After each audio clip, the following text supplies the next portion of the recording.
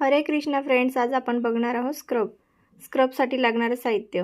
Scrub, cleansing, त्याच्यानंतर लागणारे pack, toner, bowl, पाणी, स्पंज, एक ब्लॅकहेड्स काढायची पिन आणि मॉडेल आपली डमी, टिश्यू पेपर. हे आपलं साहित्य आणि स्टीमर. आता आपण प्रोसेस बघू कशी करायची आहे. आता आपण क्लायंटला बेल्ट लावून घेतला आहे, हेअर बेल्ट. त्यानंतर हेअर बेल्ट अशा पद्धतीने आपण काल बघितलं होतं ना, त्या पद्धतीने लावायचा आहे. मग आधी फेस क्लीन करून घ्यायचा आहे क्लायंटचा. फेस क्लीन झाल्यानंतर क्लिन्झिंग घ्यायचं आहे आणि फिंगरच्या हेल्पने, म्हणजे फिंगर यूज करायचे, पाम यूज करायचा नाही. आणि सर्क्युलर मोशनमध्ये फक्त बोटांनीच फेसवर मसाज करायचा आहे, गोल गोल गोल पूर्ण फेसवर राऊंड राऊंड मसाज करायचा आहे. क्लिन्झिंगमध्ये जशा पद्धतीने आपण करतो क्लिन्झिंग, त्या पद्धतीने क्लिन्झिंग करायचं आहे फेसचं. सर्व साईडला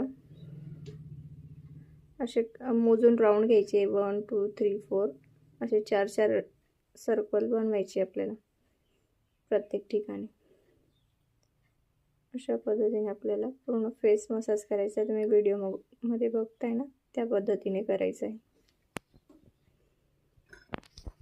क्लिन्झिंग झाल्यानंतर ते क्लिन्झिंग क्लीन करून घ्यायचं आहे फेसचं. सेंटर टू साईड असं पुसायचं आहे. आता आपण स्क्रब घेतोय.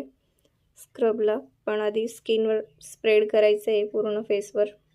त्यानंतर ज्या पद्धतीने तुम्ही व्हिडिओमध्ये बघताय अशा पद्धतीने तुम्ही स्क्रब करायचं आहे. स्क्रबला मसाज करताना हात हलका पाहिजे, प्रेशर जास्त द्यायचं नाही.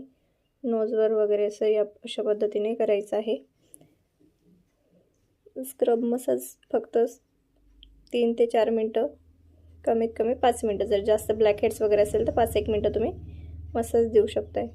क्लिन्झिंग तुम्ही 10 ते 15 मिनटं पण केलं तरी चालतं, पण स्क्रब फक्त 5 ते 7 मिनटंच करायचं आहे. स्क्रबचे पार्टिकल्स स्किनला डॅमेज करू शकतात. ज्यांना पसी पिंपल्स आहे त्यांना स्क्रब करायचं नाही आहे. स्क्रब ज्यांना खूप पस येतो तशा स्किनवर नाही करायचं आहे. ज्यांची नॉर्मल स्किन आहे, थोडेफार पिंपल्स आहे, ड्राय पिंपल्स आहे, त्यांना तुम्ही करू शकता. ऑइली स्किनला करू शकता. फक्त पसी पिंपल्स आणि खरचटलेली लागलेल्या स्किनवर स्क्रब नाही करायचं आहे. तर व्हिडिओमध्ये ज्या पद्धतीने तुम्ही बघताय त्या पद्धतीने स्क्रबचे स्टेप करायचे आहे. पूर्ण चीनमध्ये जिथे जिथे आपले ब्लॅकहेड्स वगैरे जमतात ना, तर तिथे थोडं प्रेशर देऊन करायचं आहे आणि बाकी ठिकाणी करायचं नाही. आणि डोळ्यांवर स्क्रब करत नाही, तर डोळ्यांवर स्क्रब करायचं.